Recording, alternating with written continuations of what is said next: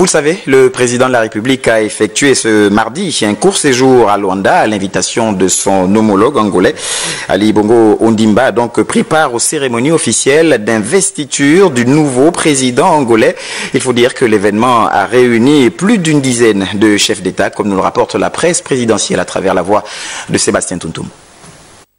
Arrivée du président gabonais à la place de la République de Luanda, mémorial Agostinho Neto, où il rejoint ses homologues. C'est ici qu'a lieu cette cérémonie historique pour le peuple angolais. João Lourenço prête officiellement serment comme nouveau président de la République d'Angola en compagnie de son vice-président. Il est élu au terme des élections générales organisées par le pays août 2017. La cérémonie solennelle se déroule en présence de plus d'une vingtaine de chefs d'État, de gouvernements et de délégations officielles, parmi lesquels le président gabonais Ali Bongo Ondimba est président en exercice de la CAC.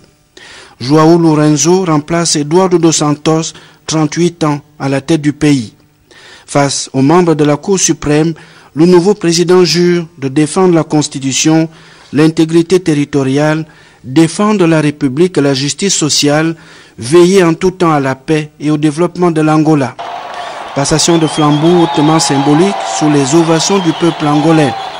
Ce peuple, aux chefs d'État, de gouvernement et de délégation et aux invités officiels, le nouveau président parle de sa vision, appliquer une politique de développement socio-économique pour son pays.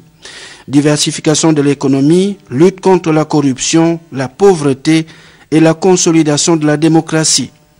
Le chef de l'État gabonais, et aussi au nom de la CAC, par sa présence, traduit la volonté du Gabon à continuer à coopérer avec l'Angola. João Lourenço est membre du MPLA, parti au pouvoir, général en réserve. Il a successivement été gouverneur de province de Moxico et Benguela, président de l'Assemblée nationale, puis ministre de la Défense nationale.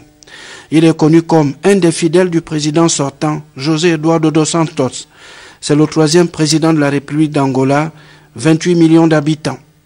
En marge de cette cérémonie, le chef de l'État a eu plusieurs entretiens avec plusieurs de ses homologues invités.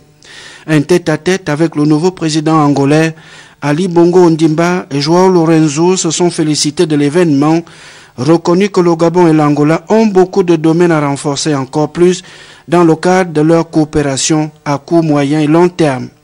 L'Angola est indépendant depuis le 11 novembre 1975, son premier président, Antonio Agostinho Neto.